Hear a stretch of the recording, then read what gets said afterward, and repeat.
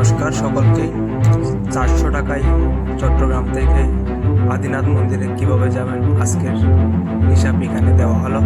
আপনারা যেতে পারবেন খুব সহজে এবং একদিনের মধ্যেই আপনি ঘুরে চলে আসতে পারবেন নিজ বাসায়।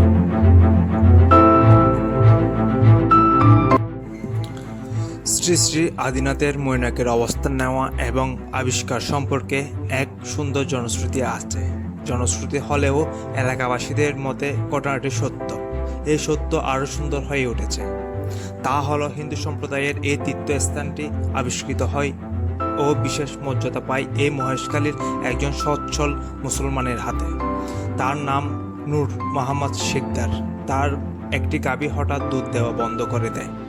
এই ব্যাপারে তিনি রাখাল ছেলের উপর সন্দেহ করেন। প্রতিদিন রাখাল ছেলেকে গালাগালি করতে থাকেন। মনিবের কাল মন্দ অতিষ্ঠ হয়ে যায় ছেলেটি। রাতের বেলায় গোয়াল ঘরে গাভীটিকে পাহারা দেওয়া আরম্ভ করলেন রাখাল ছেলে। কারণ কেউ দুধ চুরি করে কিনা সেটাও খেয়াল করেন। গভীর রাতে সে দেখতে পায় গাভীটি গোয়াল ঘর থেকে বের হয়ে গভীর জঙ্গলের দিকে চলে যাচ্ছে। এদিকে রাখাল বালক গাভীটির পিছনে অনুসরণ করে থাকতেন। গাভীটি সোজা চলে এসে এই খাল পাথরের উপর গিয়ে দাঁড়ায় এবং আপনা আপনি এই পাথরের উপর দুধ পড়তে থাকে।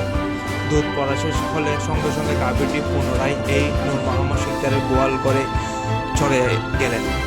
এই অবস্থায় রাখাল বালকটি সচক্ষে দেখে তার মালিককে পূর্ণ ঘটনা খুলে বলে।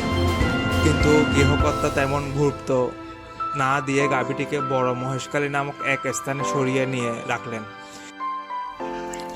এ সময় তিনি রাত্রি স্বপ্নে দেখেন যে গাভীটিকে দূরে লোহার শিকলে বেঁধে রাখলেও এই স্থানে দুধ দেওয়া বন্ধ হবে না এবং গাভীটি আসা যাওয়ার কষ্ট হবে।